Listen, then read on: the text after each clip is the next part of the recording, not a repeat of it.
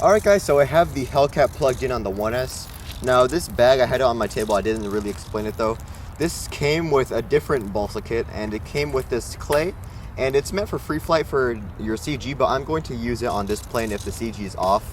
So I'm going to do just a couple glides to see how the CG looks on center trim, and then I'm going to do it in this flat patch of grass because this tissue is very delicate, so okay. It looks a little tail heavy. So I actually did not seal this tissue because it would have added too much weight, so it's not protected by moisture, which I just did. So I'm going to add, let me test the CG. The CG is supposed to be around this former. And yeah, that does look tail heavy, so I'm going to get the clay in the bag.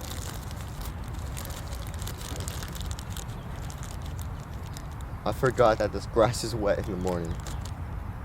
I don't think I would need too much. Just a little piece of clay. And let's put this back in my pocket. Where should I put this? I guess here. I would have to stick it deep in the cowling to get it to fit, so I'll test it because I don't want to put it in there just for it not to work. And it's hard to tell the CG on these little planes. Let's do another glide test.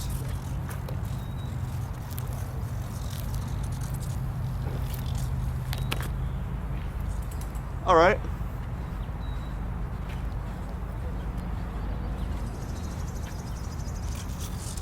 Yeah, this plane is all wet now. I didn't really think this through, but we'll see how it flies. I'm not expecting too much performance out of this, but I thought it would be a fun thing to try. So, let me push the cowling back. I need to glue this on more securely. All right, let's go.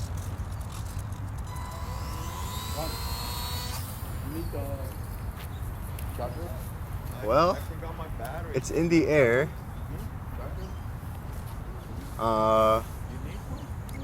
Needs a lot of elevator trim, I believe.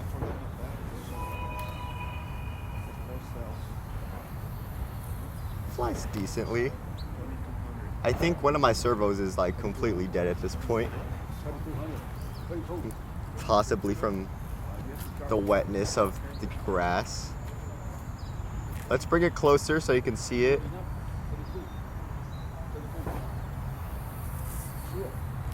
You know, it doesn't fly too bad. I think it's just weird CG issues. And my ailerons are untrimmed as heck. I'm glad it doesn't need a rudder because okay, gonna do some on-the-fly programming. I always mentioned this in the video. In all of my videos use Spectrum, but okay, it flies pretty good as a free flight plane. I mean, that's off the sticks. I guess I can program it right here. The top one. The top is mine. Remove it, put mine. Let me Disable telemetry. Okay, this is literally off the sticks. Like, I'm just watching it fly. Oh.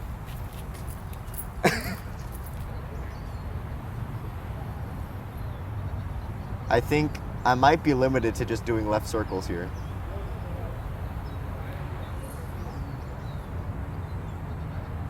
Yeah, you can kind of hear the aileron servo. It's very crunchy.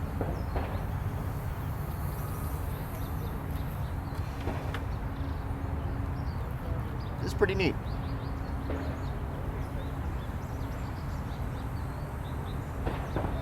Now, for thrust angle on this airplane, normally thrust angle on UMX is very crucial, because if you just set the thrust angle going straight on the motor, it wouldn't fly too good. So I angled it right just a tad bit. I kind of compared it to my other UMXs. I kind of got the foundation of where I wanted it, my thrust angle to be. I didn't calculate anything. I just eyeballed it. And then you were supposed to add a tad bit of down thrust, but I did not add down thrust. I forgot. Well, I tried, but then the glue set, and then it was stuck just right. No down thrust. And I think that's why when I full throttle a little bit, you can see it tends to pitch up because the CG looks, it actually looks nose heavy with CG.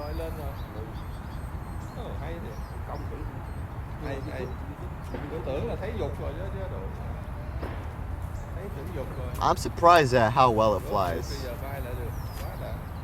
You know, there's no aerobatic machine, of course, but it flies pretty dang well. Now that I'm getting used to it.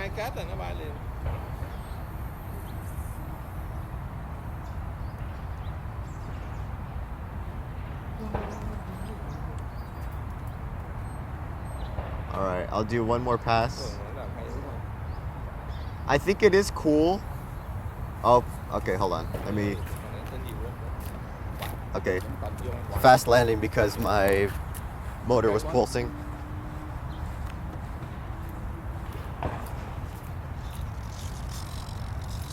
After this, I might have to seal my plane again, or I might have to recover it.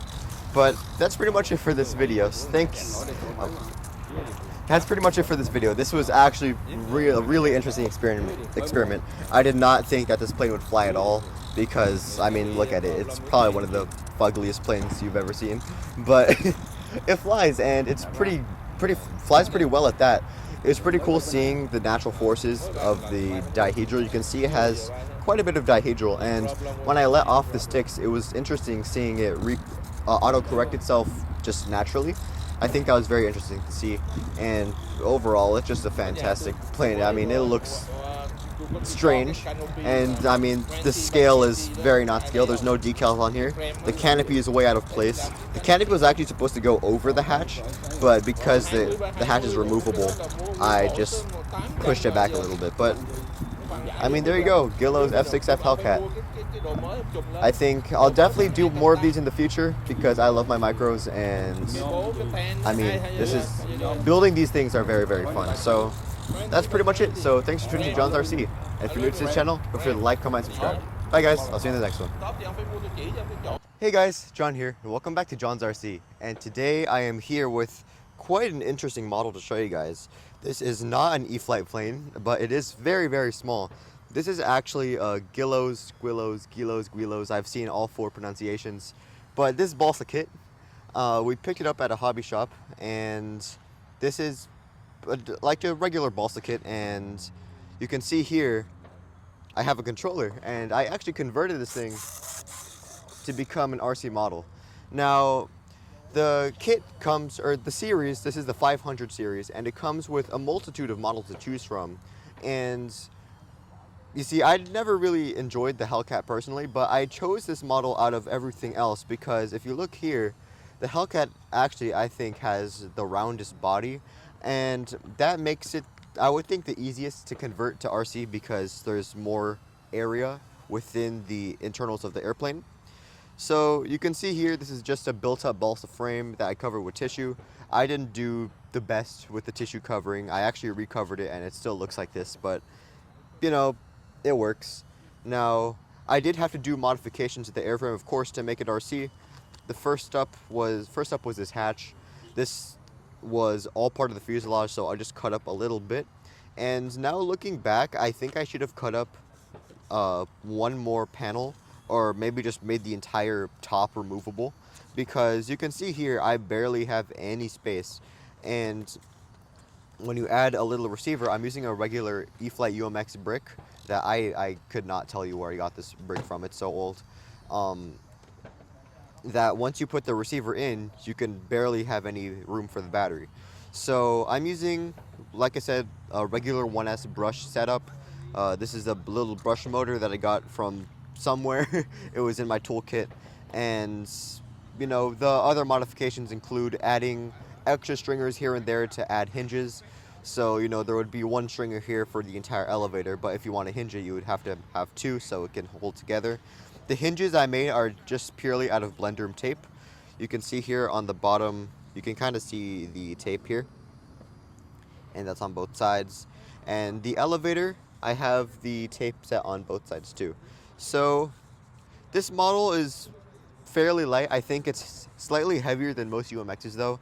I used my UMX Spitfire that I did a video on for a reference, and the UMX Spitfire weighed in at around 42 grams. And after I put this on the scale, it came out at 52 grams with everything. So it's not tremendously heavy, but these kits, these Guillow'S kits, are known to be pretty heavy when you convert them to RC.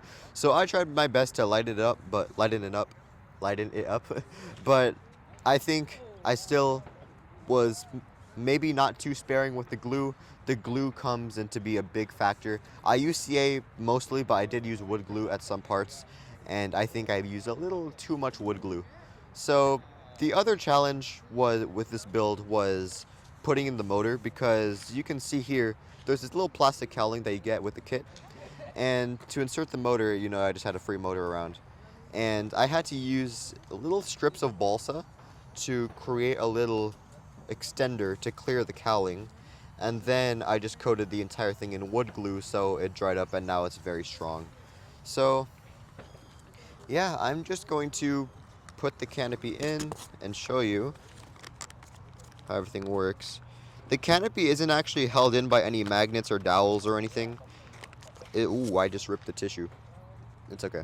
The cowling is actually just held in by the lip of the... the hatch is just held on by the lip of the cowling. And you can see here, this is everything moving.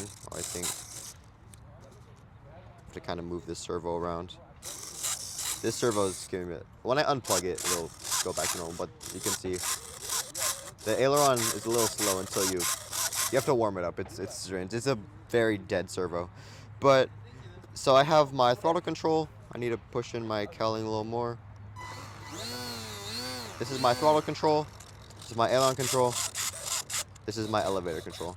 Now, unfortunately, on this model, I do not have a rudder, and that's because this brick is very, very old. And my rudder servo is, first of all, it sounds very, very bad.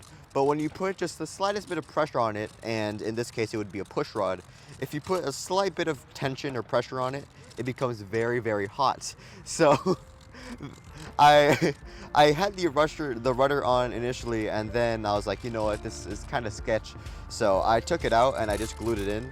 And also, if I wanted to do a rudder, I'm not sure how I would, because you can see here, this is where I had the push rod control horn for the rudder. And then I realized that no matter how small I made this push rod, it seemed that every time I moved the elevator, it would actually not clear because my elevator trimmed all the way. But when I push the elevator down, it would not clear the push rod, so it just kind of gets stuck and I'll have no travel whatsoever. So yeah, that's pretty much it for me. So let's see if this thing flies.